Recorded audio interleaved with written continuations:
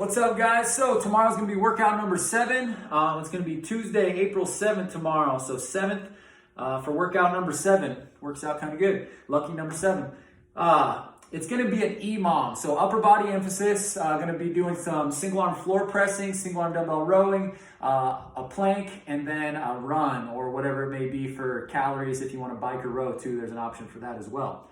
So it's gonna be a 7-minute round, and you're going to do it for 4 rounds. So every minute on the minute, you're going to rotate to a different movement. But what I'd like you to do is rotate with about 10 or 15 seconds remaining. So the goal is with each minute is to get as many reps as you can with that movement. And then during your rest, that's when you can record your reps down.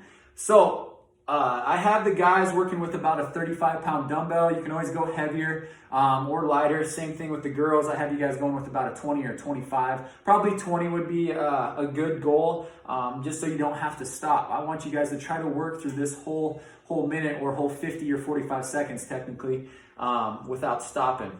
So if you have a really heavy weight, you're going to get less reps and going to have to rest a little bit more. So it just kind of depends on the weight, how many reps that you will get. So that's why I want you to record your weight and your reps, and then that way we can kind of see, more accurately where you're at. Because if you use a 70-pound dumbbell, you're probably going to have a lot less reps than the person that went with a 35. So anyways, we'll go through these movements and kind of how I'll just do a few reps at each one just so you can kind of see how it's done and how we rotate through the movements. If you want to do a supported row and you have that option, that's fine. When you're rowing for a minute, like we did last week, you got to be careful and make sure that your low back's not getting fatigued and you're not rounding and getting into a bad position. But if you go into a good split stance and focus on good posture, you're going to be okay. And the floor press is not a difficult movement to get in and out of. It does challenge you a little bit stability-wise because you're only going to be pressing with one arm, just like with the single arm dumbbell row. It's kind of more of an anti-rotation movement too if you're unsupported. So the core is working there. I know everybody's like, we want more core. I got core coming for you. I'm trying a little core circuit, but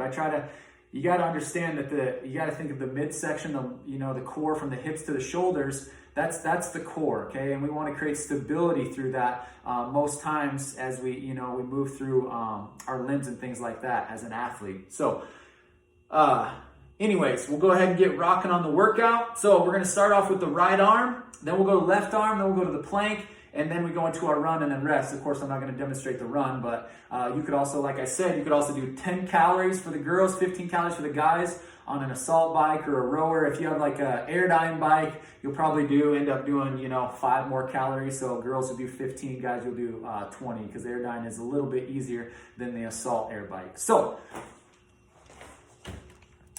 floor press. You're going to take your dumbbell. So I have my 35-pound dumbbell. Okay, you're going to start off. We'll go right arm first. Okay, you're just going to be lying in the supine position. You're going to come down. Make sure you're not banging your elbow off the floor. You want to come down nice controlled. I like to reach my opposite arm up. It just helps me stay nice and tight and nice and square. Okay, so I can stay balanced. Feet are flat on the ground. Okay, in this bent knee position, I'm going to come down. I'm going to press for as many reps as I can in that first minute. And then as soon as there's 10 seconds remaining, I'm going to switch into my single arm dumbbell row. So I want to make sure my back is flat, my hips are flat across the top. I'm in this staggered stance position. I can go ahead and put my hand on my knee if I want to, and then I want to make sure when I'm pulling up and back, and that shoulder, okay, is coming up and back as well. I'm not just bringing the elbow up and leaving the shoulder down, right? We don't want to have that impingement in the front. So that shoulder blade is rotating along the rib cage. I'm going to go for about my 50 seconds, okay? As soon as 10 seconds remaining, now I'm going to switch into that floor press on the left side, okay?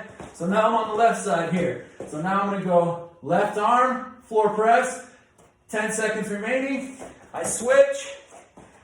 Now I'm going into my row with the left side.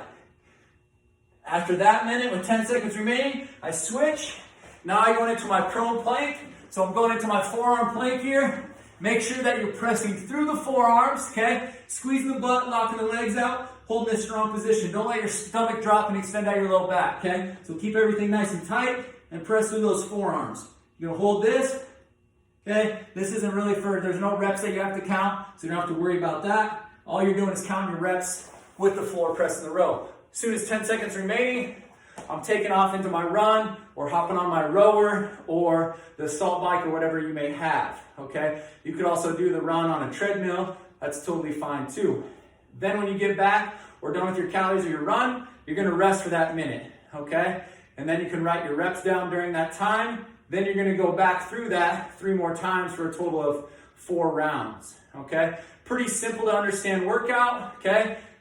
There's 7 minutes in the round. You're doing it 4 times, so it's about a 28-minute workout. If you need to cut some time off and get done with it a little bit quicker and make it a little bit more difficult, you can just cut that last minute off a rest and therefore make it a 24-minute workout too. So if you do that, just, let us know. That way we're, you're going to be a little bit more fatigued going into that first set of floor press, whether it's on the right side or left side, wherever you start.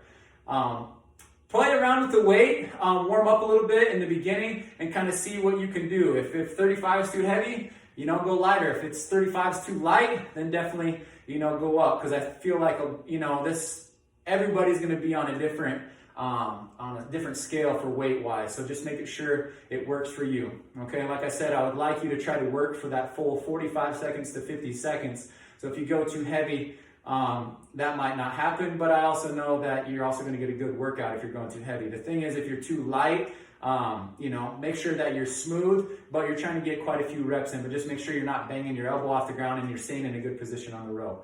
If you have any questions, like I say, always, get a hold of me. I'll make sure, like on the description on YouTube, just make sure you look through that. That'll give more detailed explanation of the workout too. What's every minute, how many rounds we're doing, and what the weight is. And then if you have questions after checking that out, let me know. Oh, good luck with the workout. Let me know how it goes. You're going to be a little bit sore probably the next day just from upper body wise, but you'll be good. So we're going to try to rotate lower, upper the best we can. And when I always say emphasis, lower body emphasis or upper body emphasis, because there may be times where we're doing a little bit of lower body work on the upper body days and vice versa. So have a good workout. We'll see you tomorrow.